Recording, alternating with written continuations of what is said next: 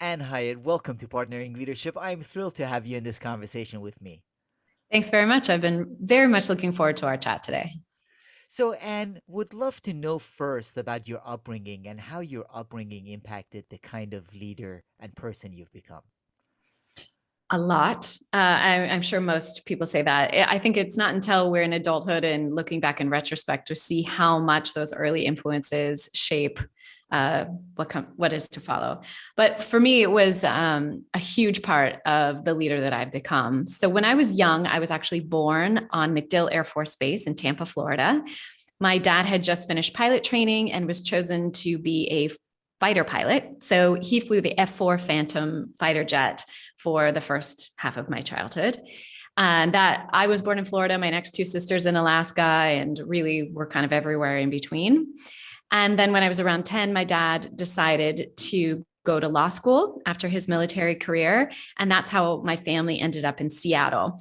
So I share my dad's career journey a little bit because he really reinvented himself several ways. And I myself have done that as well. So my parents actually were born and raised on farms in Idaho. They met that way. Their families were in the same community.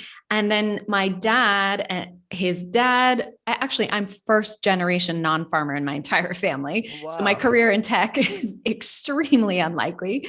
But yeah, so he saw that life of farming, saw the multiple heart attacks that his dad had, knew that that would be his future if he continued down that path. And so he did the impossible, made a big bet on himself, and tried to be a pilot, not only a pilot, but an elite fighter pilot, and accomplished that goal. Then he reinvented himself again, went to law school, put himself through school, even when he had three little daughters and one on the way. He left the military and put himself through school by working part-time as a janitor and really invested again in his big dreams and the lifestyle he wanted for his family. And the fact that his first big job after law school ended up in Seattle changed the course of my life. Because when we moved to Seattle in 1985, the personal computing revolution was happening within 5 minutes of my front door. And that is how I ended up in this very unlikely career of tech. I was just kind of raised up among it. And that was the start of my very unexpected career journey. Yeah, it sounds like you didn't necessarily want to pursue tech. Studied at University of Washington.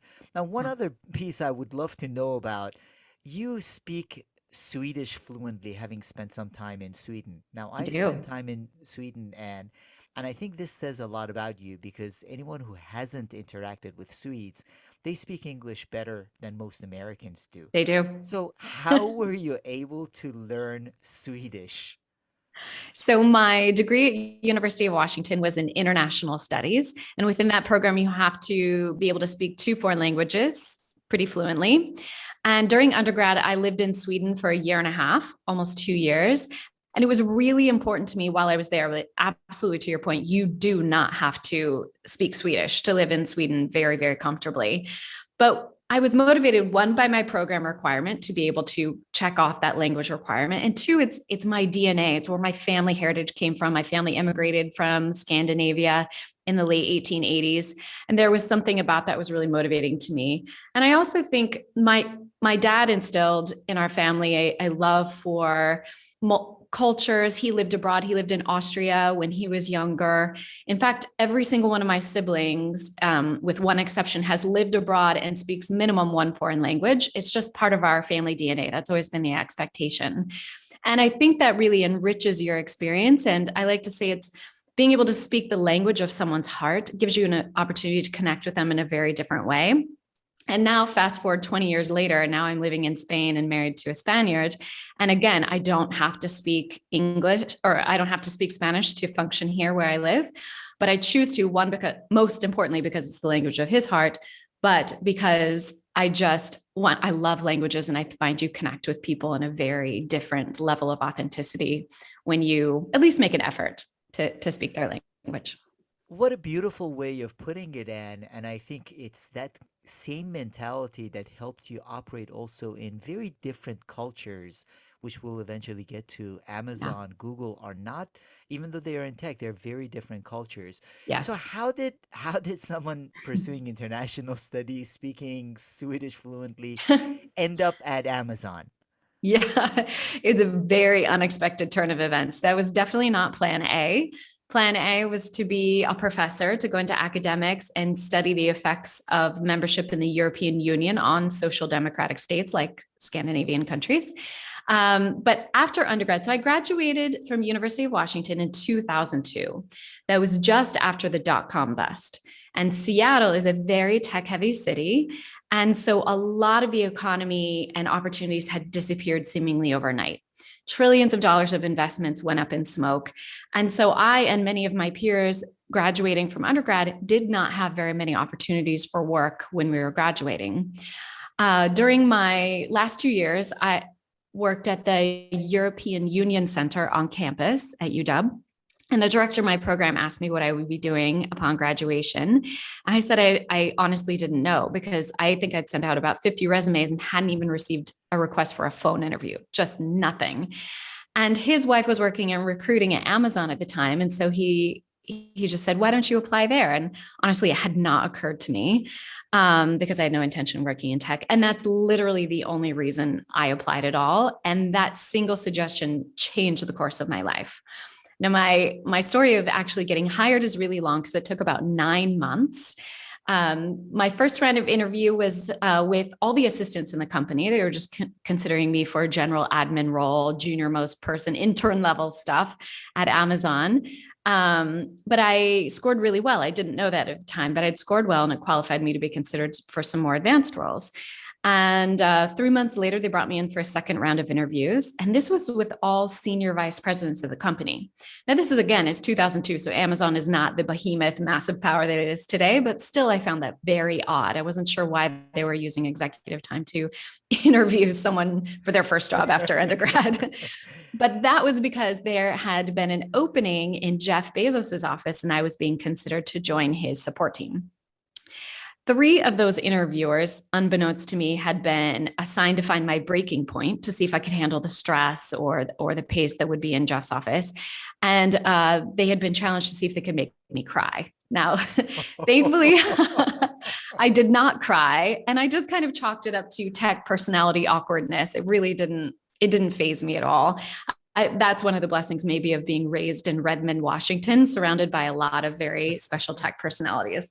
I just thought, okay, no problem. I've seen this before. And then 3 months later, I came in for a final round of interviews. And that is when they sat me down with Jeff Bezos himself. He just asked me 2 questions and hired me on the spot. So that's my unexpected path into Amazon. That is both unexpected path to Amazon, and also it's incredible, even though Amazon wasn't as big back then, still back in 1999, Bezos had been on the cover of Time magazine. Yeah. So Amazon was in the news. Bezos was a personality. As a pretty recent college grad, weren't you sort of awestruck by this person that all of a sudden you've been put in front of to interview and be working for? Looking back, that's the part that shocks me the most, because I was not this big, bold, carefree, whatever you think of me is fine kind of kid. That 20-year-old self definitely was not that self-assured. But I do think that's one of the reasons he hired me, was because, yes, he had been Time Magazine's Person of the Year in 1999. Seattle is a small, big city. So there was an article at minimum about him in the Seattle Times every single day. We were definitely keeping close watch of one of these sole survivors of the dot-com bust. So I definitely knew who he was when he walked through that door. And they hadn't told me my last interview would be with him. But when he walked through the door, I knew exactly who he was. But I think I can chalk it up to the advantages of naivete, honestly, because I think I massively underestimated what it would be like to work in that kind of innovative environment at that pace and for an irreplicable visionary mind like Jeff Bezos. I quickly, like a month or so into the job, realized I had no business having that job and how underqualified I was for the task that I was given. But thankfully, in that interview, I was pretty relaxed. I was just able to talk to him like a normal person. We kind of engaged in a very natural back and forth conversation. And I think he really resonated with that, because even back then, and he was not the celebrity billionaire CEO that he is today, even back then he was being treated a little bit differently. And he's always sought out people who would challenge his ideas, who would be really comfortable sitting across the table from him. And I think a little bit of that naivete gave me that advantage of just talking to him like a normal peer. And one of the things I love about your story and your book is Bet on Yourself is that you Yeah. didn't only bet on yourself, you also spent a lot of time to earn the right to be sitting next to Jeff Bezos supporting him. Yeah. Yeah. My journey didn't start there. That's often where the interviews start. And that's the kind of fantastical part of my story. But I did do a lot of training when I was young. I was a very serious kid. I know how to be a good student. My ambitions have always exceeded my natural talents. So from a very early age, I had to learn how to work harder than people around me to make up for what I saw as differences in natural abilities. My very first job when I was 16 years old was working at a startup back before that term had even been coined, I think. I was working for two brothers who had recently graduated from Harvard Business School, and it was a 5-person startup called Musicware, which was a tech music inscription software, very advanced for 1995. But I had cut my teeth there and seen a little bit and learned. In a 5-person startup, you have to wear all the hats and learn everything very, very fast, and there's no one to train you. So at least I had those instincts of how to be a good student, how to ask the right questions that served me well when I got this job that was definitely like being thrown into the deepest end of the pool, for sure. And I also love you were even reading the same magazines, newspapers Jeff Mhm. was reading before he walked into the office. Yeah, I had noticed. So my nerd academic self was like, how am I going to survive here? I had no idea what I'm doing. I didn't know how to invent e-commerce, let alone the gold standard of e-commerce. And I sat down at that desk. My desk was literally the closest one in the entire company to Jeff Bezos's. And I heard these conversations that felt like a foreign language. Thankfully, I literally could speak another foreign language, so I knew how to dissect that. But I started a notebook where I just kept track of all the tech terms I didn't understand, all the people referred to that I didn't know who they were, what was going on in the world, and I would do my homework. And that's when I noticed that Jeff came in every morning with 3 newspapers, fully read cover to cover under his arm. And then he would reference during the day the books he was reading, the newspapers, the magazine articles, and I would just make a homework list. Every day when he was done with those newspapers around lunchtime, I would steal them and read them during my very short lunch break as much as I could to devour it. I would read every briefing document that was submitted to Jeff. I read every single email in his box. I listened to every phone call, and I used that as my own personal apprenticeship to not only up-level my understanding enough to understand the assignments that were being given to me, but eventually to be able then be a proactive thought partner in that environment and help them as they were inventing the future. Yeah, so you were following up the bet on yourself with a lot of effort put on that bet. So it wasn't Yeah. just the initial confidence to bet on yourself. Now, almost 4 months after being hired for this role, you ended up almost killing Jeff. This is my claim to fame, unfortunately. I did just a few months into my very first job after university. I almost killed Jeff Bezos. And at the time, so this is barely just at the dawn of 2003, Amazon is not yet profitable. We've had a single profitable quarter, but not yet a profitable year. And my very first assignment Jeff gave me was to help him go and look at properties in Texas. And he had walked up to my desk. I think quite literally, it might have been the first time he addressed me by name after he had hired me. Came straight over to my desk with a piece of paper that had a long series of numbers on it. And he said, I need to visit these properties next week. I've got Tuesday, Wednesday, and Thursday to do it in. And I thought, is this another brain teaser? Because the only 2 questions that he'd asked me in the hiring process, one was a very complex brain teaser, and the next was just about, why do you want to work here? So I thought, oh my gosh, here we go again with the brain teasers. Why is he giving me this instead of addresses? But it turns out they were GPS coordinates for very large plots of land that he was considering buying in Texas. I and no one else in the world knew why he was considering buying land in Texas, and I didn't discover that until later. So I figured out how to plot it out. This is pre-Google Maps. That did not yet exist. I didn't have those kind of resources. So it was actually really difficult to plot it out. But eventually I did, and I determined that these properties were too far apart to visit in the time frame that he had given me. So I originally went to my manager, John, and said, hey, this is impossible. Like, if they're too far apart, either we need more time or we need to narrow down these options. And John didn't even look up. He's like, no is not an answer. And I was like, okay, went back, went back to my desk and I was like, well, how am I going to bend space and time to make this possible? And it wasn't possible to move the jet that we had chartered for this trip because there were no other runways that made this more accessible. And it was too far to drive. And so I was like, what is in between those two? And I came up with the idea of a helicopter. So then I went back to John and said, hey, how about a helicopter? And he just nodded and like, okay, do that. But I'm 20 years old. I don't have a helicopter in my Rolodex. I have no idea how to go about doing that. So I eventually figured I should reach out to the charter company with the jets. They had a relationship with someone in Texas, and I hired my first helicopter. And Jeff went off on this trip, came back like a kid on Christmas morning, so excited about this trip to Texas. And he said, okay, I want to go back in a couple of weeks and I've narrowed it down to a couple of favorites. I want to see them one last time and I'll choose which one. Now I'm feeling very confident. I'm like, I have a helicopter guy. I know what I'm doing. Everything's fine. But at this point, I was doing that self-imposed homework every morning. I would come in hours before anyone else. Often it was just me and security in the building. And it was one of those early mornings. I was sitting at my desk and my desk phone rang. And it was the charter pilots for the jet. And they said they were filing the return paperwork for the flight home the next day, but they had heard an emergency beacon go off and there had been a helicopter crash in the area. They didn't know if it was him. There was no way to know. It was just one of those automatic beacons that happens when something traumatic like that happens. My hands start shaking so bad I can't even hold a pen. And I think to myself, I just killed Jeff Bezos. And then it occurs to me, if I just killed Jeff Bezos, the entire company was going to crumble, because at that point, all of our stock value, all of our investors and shareholders were invested in faith in the visionary mind, unique mind that was Jeff. And that might have just disappeared. Now, to make a long story short, you'll have to read all the details in my book. But it was Jeff. He had crashed in that helicopter that I had hired for him, but it turns out he was a superhero.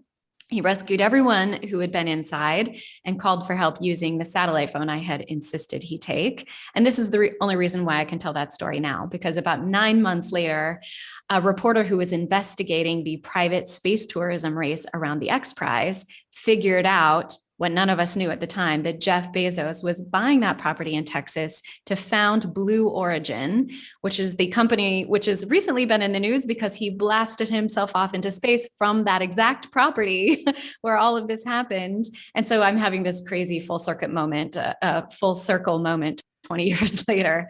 But yeah, that's the story of how I almost killed Jeff Bezos. And you were able to both bounce back from that yourself, but it also Mm, says a lot about Jeff Bezos too, yeah. for having confidence in you in the way you handled the crisis. So Yeah. can you talk a little bit about how you handled it yourself? Because this could have been a traumatic setback that you would have reflected on and it would have made you cautious in doing your job from there on out. And how Jeff, his confidence in you grew as a result of how you Mm. handled this.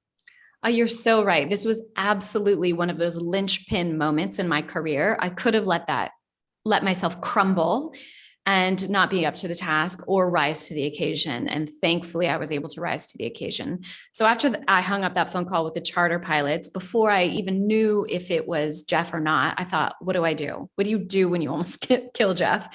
And so I thought, okay, I need to do two things. One, I need to assemble an emergency board of directors meeting. I've only been there a few months. They had no idea who I was.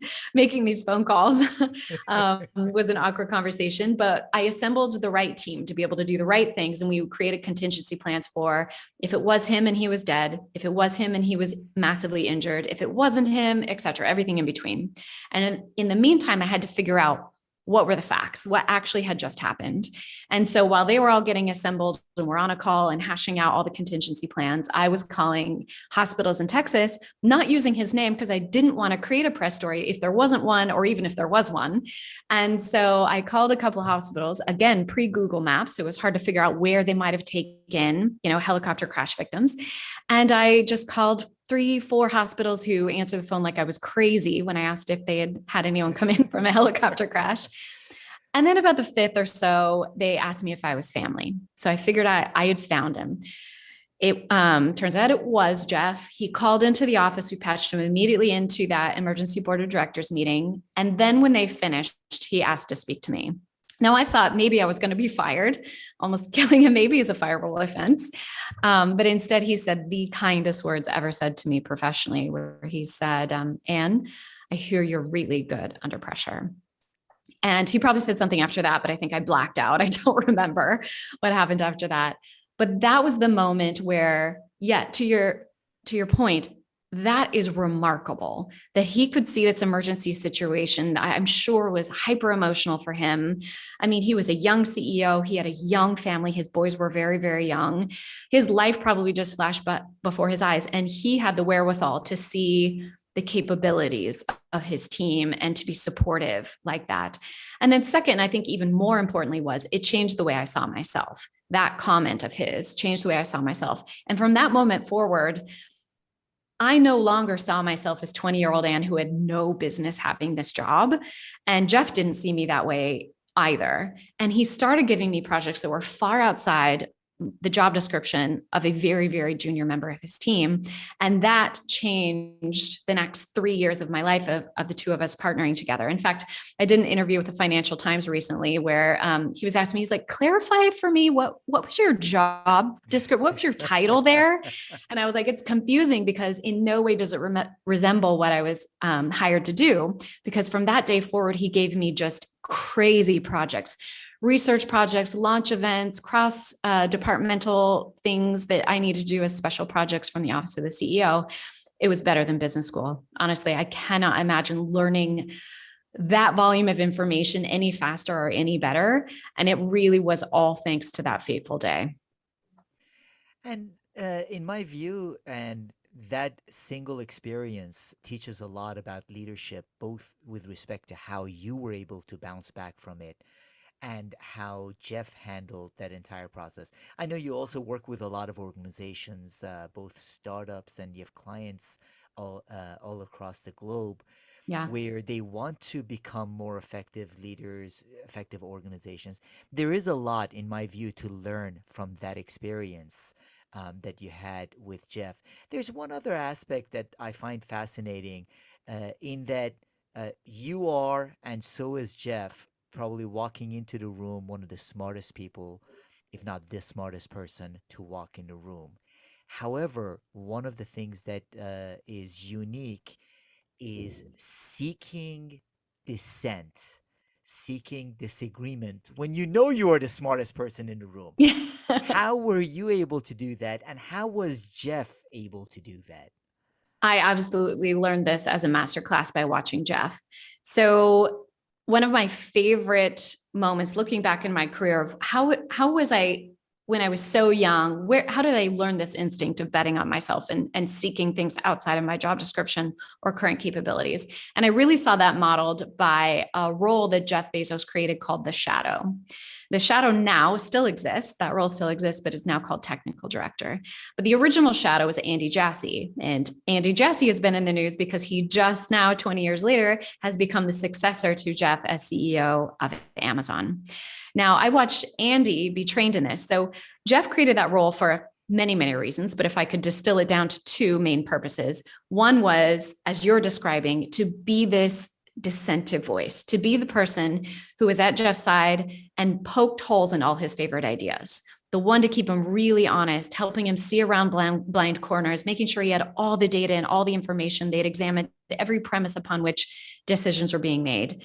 And then the second reason is the way in which Andy was capable of doing that. And that is because the shadow was literally, it's called the shadow because that person was always at his side. In every meeting, on every flight, on every phone call, copied on every email. And that person learned the instincts of thinking like Jeff Bezos, to like what he likes, hate what he hates, have the same kind of visionary mindset. And that I have found, I didn't fully appreciate how rare that was because I've worked for such exceptional CEOs until after I left Google 18 years later and started consulting myself and seeing the varying degrees of humility that are among CEOs. It's a tricky balance, honestly, because you have to be a little bit crazy to start your own company and really believe that you can have this enormous ripple effect in the world. So it takes a healthy dose of confidence. But the ones who are truly successful are those who are humble enough to not only tolerate, but demand those kind of voices, pushing back on them, challenging their ideas, and listening to more diverse voices in the room. That is 100% the pattern of success that I've seen. If those two things aren't both present, this visionary confidence and this massive amount of humility and a heavy dose of curiosity in between, it doesn't work. You have to have both. I absolutely love the way you put it, Anne. Demand that dissent. And when Ann Hiatt can do it and Jeff Bezos can do it, the rest of us can do it. So now you spent a few years at Amazon, but you wanted to pursue your PhD. That Yep. was in your lifeblood. That's what you left Amazon for. So Yep. why didn't you stick then to continuing pursue your PhD at UC Berkeley? My dad still asks me that question, actually. He still wonders, when am I going back to finish my PhD?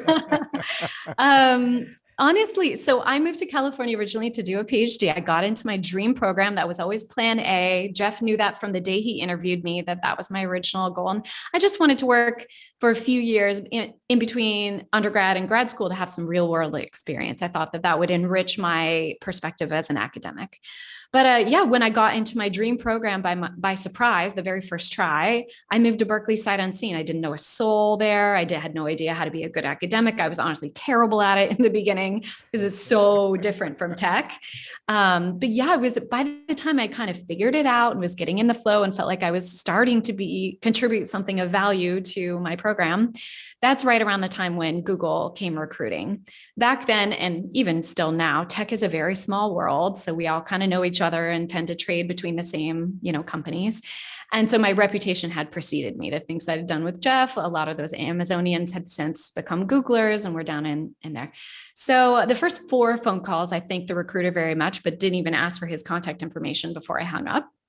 But after a while, he was very clever and he asked if I was just at least interested in coming down to see the campus. And he was right. I was curious. I'd heard, of course, all the famous things about the free food and you could bring your dogs to work. And, I was just curious how anyone got anything done in this kind of environment. And it was while I was on campus that I had this moment of realizing that this was my tribe. Like, really, these were my people. I was missing the pace of tech. And I thought, I have this formula now. What I didn't realize it's how I was making a decision back then. But looking back, the common denominator between how I've made some very tricky, seemingly unobvious career choices at the time, where I was always looking for one of the qualifiers is this an irreplicable opportunity? Will this ever come around again? And the answer to that was no. The stage of what Google was trying to do at the time, they were not yet the dominant search engine that they are today. What they were trying to do was so revolutionary and so unique that I thought, this moment won't happen again. My PhD will remain, and I can go back if this crazy company called Google doesn't work out. But I saw it as an irreplicable moment in time. The second thing I look for are these the people that will level me up? Are these the type of leaders that I not only like and enjoy, but that I want to become like? And the answer to that was absolutely yes. And then the third thing I always look for in opportunities is this a disruptive company, team, or industry? And obviously that was a home run. Check, check, check to all 3 of those. So I cried. I cried when I left my PhD. I'm not an emotional person. So those who know me know what an exceptional moment that is. But it was really hard for me to let that dream go back to the back burner, to take a chance on this kind of crazy thing that wasn't plan A. I'm so glad I did. But if you had told me that day that I decided to take a chance on Google, that I would stay for the next 12 years, I would tell you, you're insane. There's no way. I mean, in tech years, that's I was there for 1,000 years. Those are dinosaur years for sure. But I loved it, obviously. You did have wonderful experience there, including working very closely with Eric Schmidt, Yeah. who is also legendary. Now, Eric and Jeff have very different personalities. How were you able to effectively partner with 2 people with such different personalities and even practices? A friend of mine once described me as a personality chameleon, which I think was a very interesting observation. It doesn't mean I disappear. It just means I know how to speak to you in your own way to make sure that the recipient will process that information the right way. So you're absolutely right. Personality wise, Jeff and Eric are very different humans. But they actually have very similar thought processes. So they're very data driven decision makers. They're very kind of linear. They're non emotional decision makers. They're also visionaries. They're not making a decision for what's under their feet right now. They're not playing whack a mole with problems of today. They are very firmly fixed on their vision on the horizon line and what's coming. They're often thinking 10, 20 years from now. In fact, my NDA with Jeff is still in force because things he wrote in his vision notebooks, these Moleskine notebooks he always kept in his back pocket, he's launching now. Like that's how far in the future he's constantly thinking. And it just fills me with so much joy every time I see them coming to life now. Um, but Eric is similar. So I am a bit of a chameleon and I can match personalities and mood types. I think I have high emotional intelligence. And I got that very much from my mother. My mom is very in tune with people. She's very emotive, she's supportive, she creates these beautiful environments that create this psychological safety before that was even a thing we talked about. And I think I naturally emulate that, having watched her model that in such profound ways in my childhood and growing up. She still does today. So I am able to find those commonalities of how I can pitch something that will help them make the best decision possible. And I also remember that I remember my role. I think a lot of times when people have trouble in communicating in business settings, it's because there's a little bit of ego getting in the way. Like you either are trying to prove yourself or you're trying to, and you lose sight of what the team goal is. And so being able to be effective with both of these very different CEOs was because they were always 100% focused on their responsibility as a CEO and where the company needed to go. So I aligned myself with that, and we were always in complete harmony. And that's why you were so effective while there. Now, I would also love to get some of your perspectives with respect to the organizational cultures, and Mm-hmm. both of the companies have John Doerr in common, and I Yeah, love OKRs. Measure What Matters is a me book I too. recommend to everyone to read. So both of them have some similar systems and approaches, but Yeah. they have drastically different cultures. Yep. However, if you were to pick commonalities that made the organizations and cultures successful, what were the commonalities? What are the things that you tell your clients now?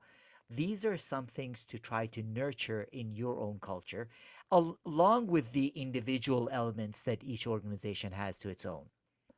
My immediate thought is their high tolerance for risk taking. And that sounds obvious now for how dominant those companies are, because now we think of them as like these money printing machines. They absolutely can handle multi-million dollar losses without even blinking. So that doesn't feel. But when I worked at these companies, early stage, that was not true. Everything was on the line at the time, and a miscalculation or a misjudgment really could have cost us the future of what they were trying to invent. Even in those environments, we celebrated people who are thinking outside of the box, especially when in those failures, we got a lot of learning on the other side. So there were built into the cultures, while very different from each other, built into both cultures is this celebration of the accelerated learning that comes from trying something crazy, seeing what you're learning, pivoting very quickly and reinventing it again and just getting up really, really fast.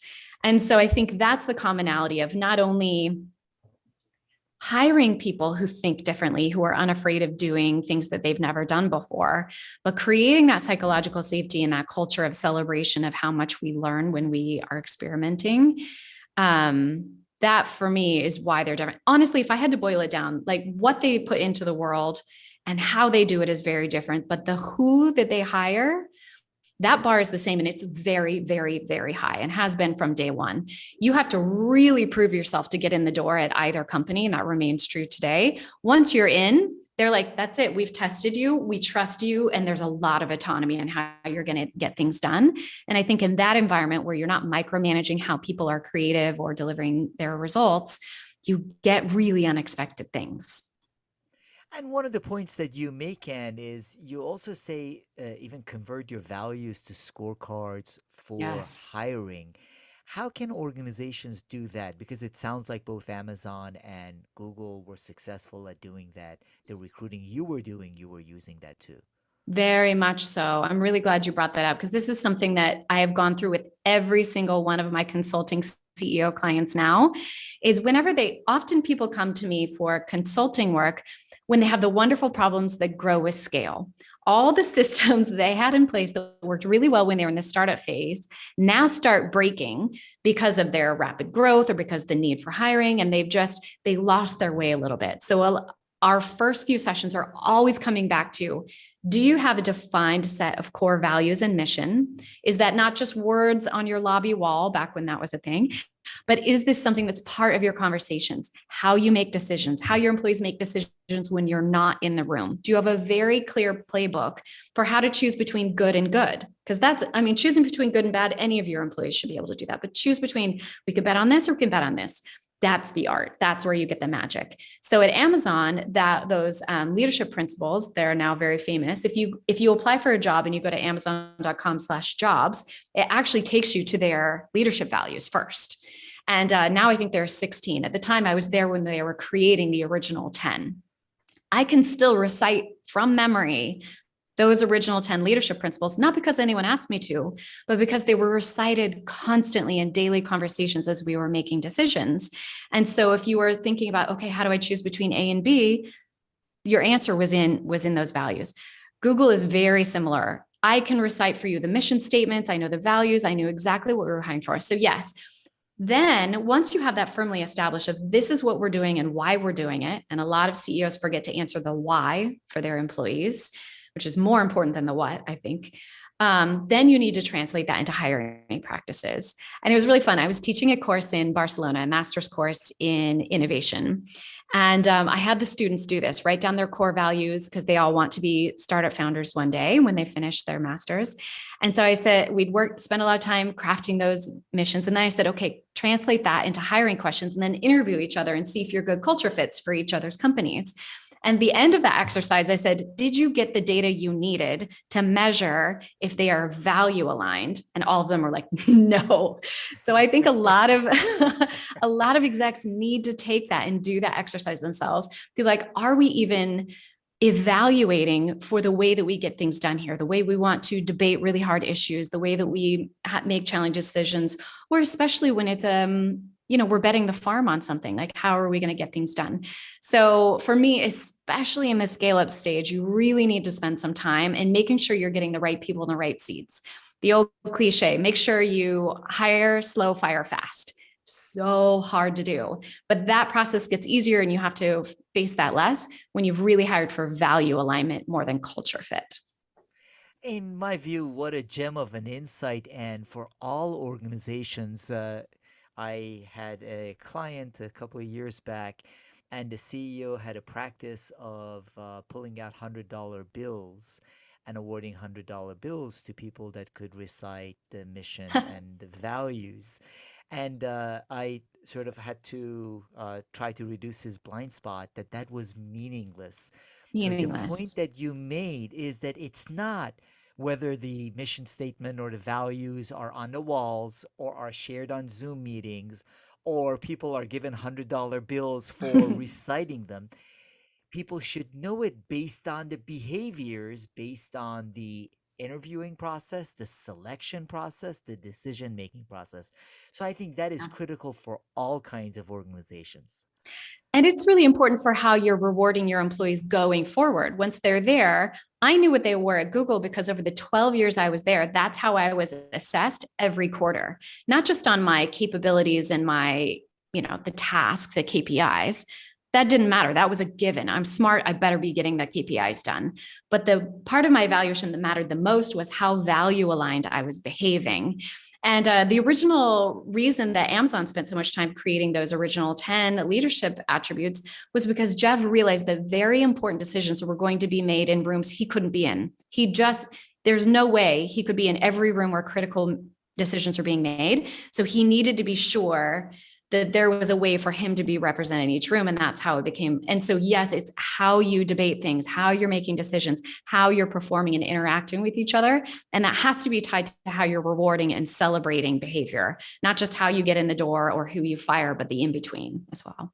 Absolutely. So now you spent 12 great years at Google. Why move on from Google? It was so hard. That's another moment, one of the few moments I got very emotional. Honestly, it was because I went back to those first three things. I was, I loved the people I worked for. I madly respected each and every one of them. They're still my family today. But I wasn't being challenged. I wasn't able to reinvent myself. Everything was at that point semi in my comfort zone. Well, Google is a very innovative company, is doing insanely cool things that no one's ever done before. That remains true. I myself, within my skill set, couldn't break through to the next level in that beautiful nest of a comfort zone that I had built for myself there. Now, I did invent myself several times. Looking back, I can see that my reinvention while at Google had like 3-year phases. My first 3 years, I was on the product team and I was working for Marissa Meyer, who was the VP of Search Products and User Experience, which is a long title for meaning we just made really cool stuff to bring in eyeballs and other people figured out how to monetize it. Then, yes, for the next 9.5 years, I worked for Eric Schmidt, which was an enormous privilege. But the first 3 years, he was CEO, which meant our tasks were one type: internal strategy, mergers and acquisitions, those kind of things were our focus. Then he transitioned to becoming an executive chairman, and we had to invent what that even meant. He'd never been a full-time chairman before. Google never had a full-time chairman before. So we had to invent what our contribution to the company and society was going to be. And so I can see these 3-year chunks of how I reinvented myself. Then after that third round within the Eric's office, I just realized that that next reinvention wasn't capable there. I explored lots of opportunities and it just felt the right move to terrify myself a little bit. In fact, I even went back to the Google IPO letter. And in the Google IPO letter, Larry, our co-founder, wrote that he wants to remain uncomfortably excited about what he's working on. And I realized that was the challenge to me. I needed to be uncomfortably excited. So I decided to completely uproot every element of my entire life. I moved from Silicon Valley. I sold, donated every single physical thing I owned that didn't fit into 2 suitcases and moved to Europe and was very much a nomad for about 18 months. I was in the London office. I was in New York. I was kind of everywhere. And then I settled in Spain. And now I've had to become constantly uncomfortably excited about what I'm doing as a consultant because I've had to distill these best practices, these secrets of Silicon Valley, and see ways in which it does and doesn't apply to companies in different continents of different growth scales. And I've really had to figure out what is the core element? How do I boil this down to its root, true principle self that are universally applicable to all these leaders who are trying to do innovative things across the world? And that has been an enormous, terrifying challenge that has taught me so much about myself and given me irreplicable opportunities. So yeah, it's been really scary. And I did not know that, less than a year after that, the pandemic would happen. So that was an additional challenge I didn't expect. But honestly, it's been like the biggest accelerant of my learning by far of the last decade. And you've taken on a real challenge, Anne, because part of the challenge I find, I'm in Greater Washington, D.C. region. Most of my clients are in this area. A lot of times when they hear things about practices of Silicon Valley companies, it's almost as if we're talking about Mm-hmm. Mars or Neptune. It's a different group of people in different parts of the world, Right. different parts of the galaxy. But part of what you are trying to do is find what are the applicable principles that can apply to organizations and then also individuals and a bit yourself. You also have a course, Secrets of Mm-hmm. Silicon Valley Success.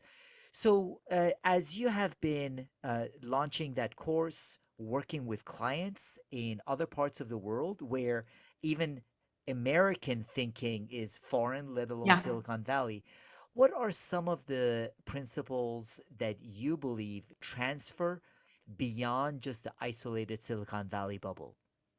I think we've touched on some of the most important ones already, being very, very clear on your mission and values. That's beyond your business plan. So many people get distracted with the details of the business plan or distracted by pivot tables with investors. That's not where the magic happens ever, honestly. It's about who you're serving, why you're serving them. And again, it always comes back to the who for me, knowing exactly your avatar of who you're trying to serve, and then surrounding yourself with the best quality talent possible to be at your side to invent this reality is the magic. So that if that foundation isn't yet set, there's nothing I can do to help you. We have to solve that's your bedrock upon which you can build.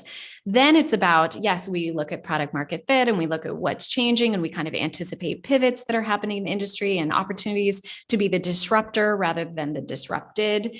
But really, for me, it's about that. Yes, there are different challenges for European founders than there are for Americans.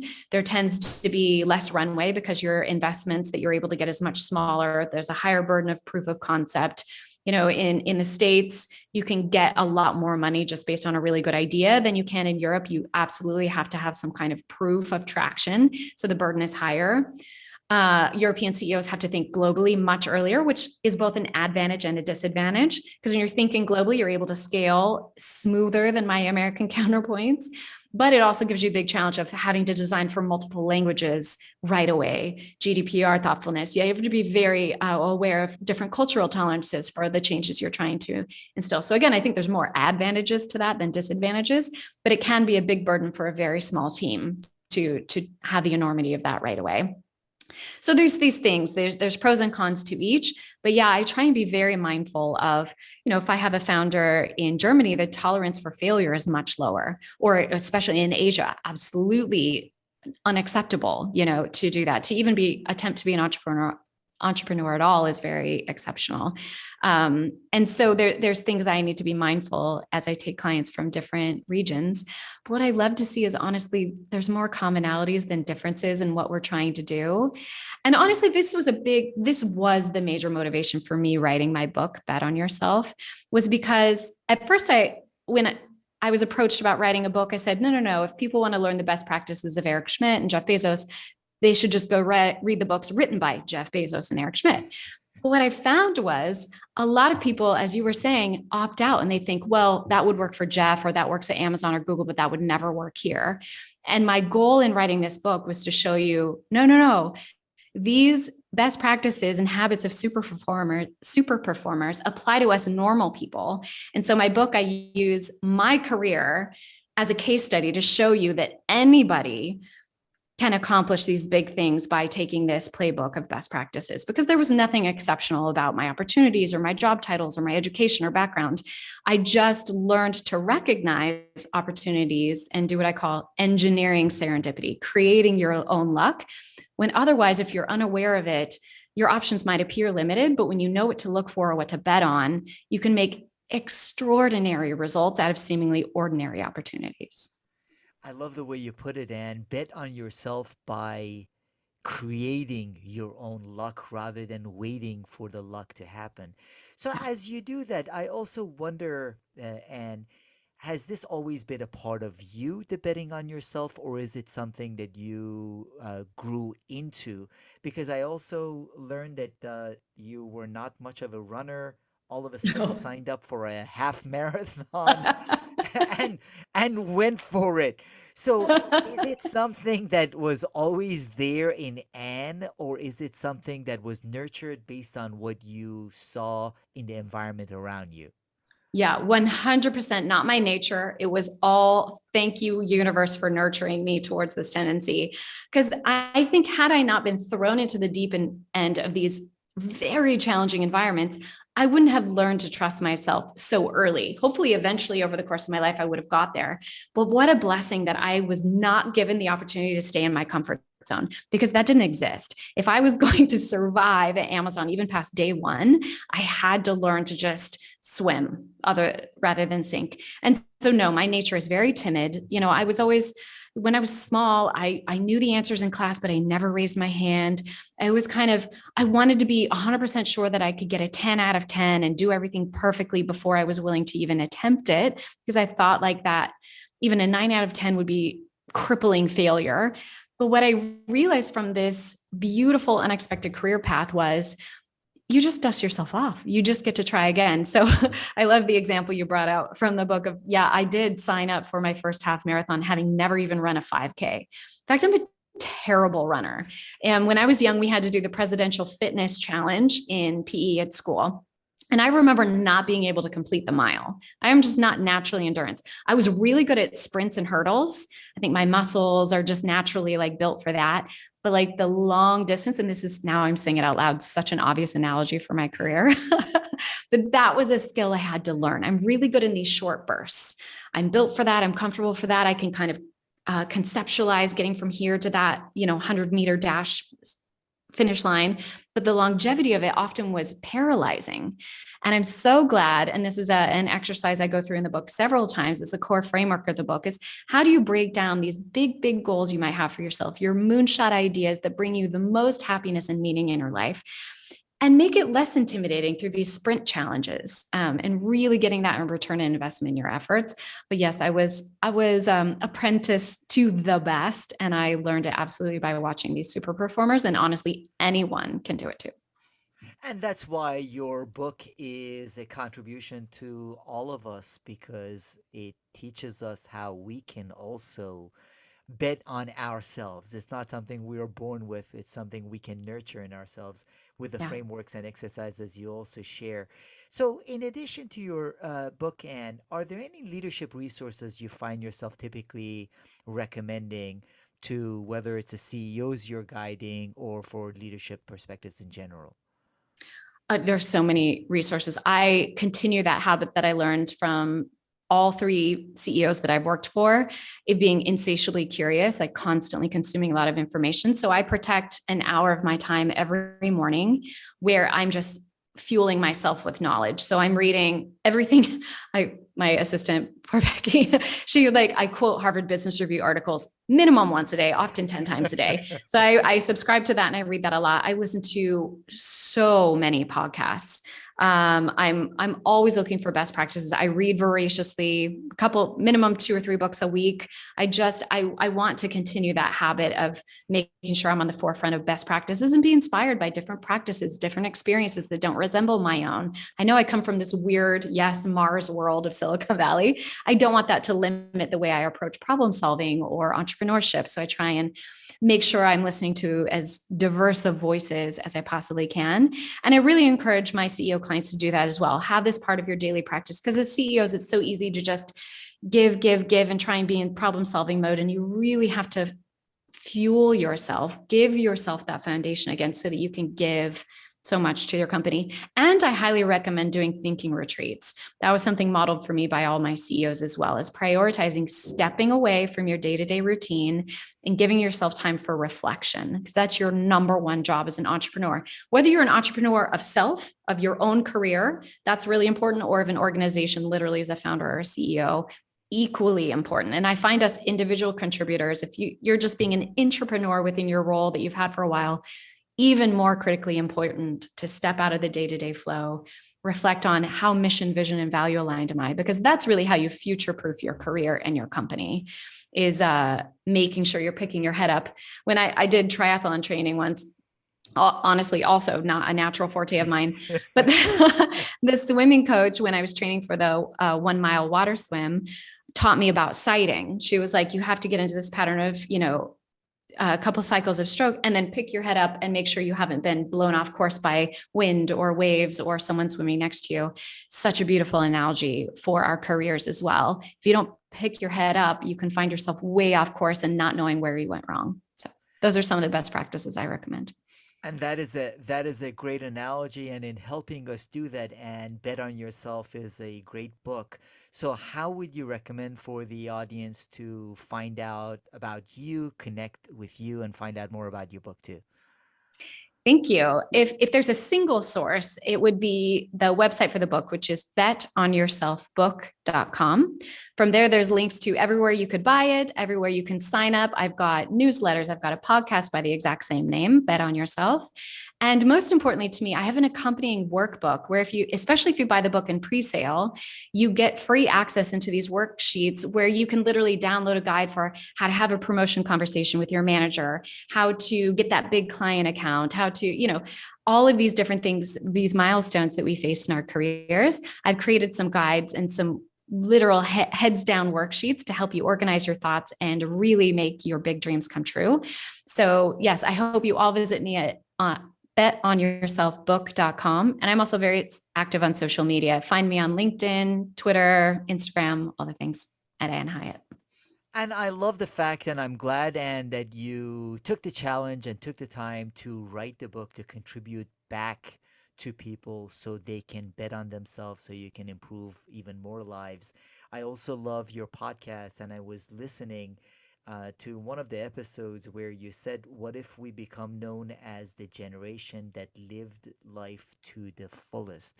You were Oh, talking about the generations and how we talk about the greatest generation or the generation of the depression. How about this generation? We become known for that. And your book, Bet on Yourself, is a way for us to have a framework to be able to bet on ourselves and live our lives to the fullest. So I really appreciate all of your thought leadership and joining this conversation and sharing it with the partnering leadership community. Thank you so much, Ann Hiatt. thank you so much. And it means so much to me that that was the message that resonated with you. That means a lot. Thank you so much for having me on today. It was incredible to connect with your audience. I look forward to a continued conversation.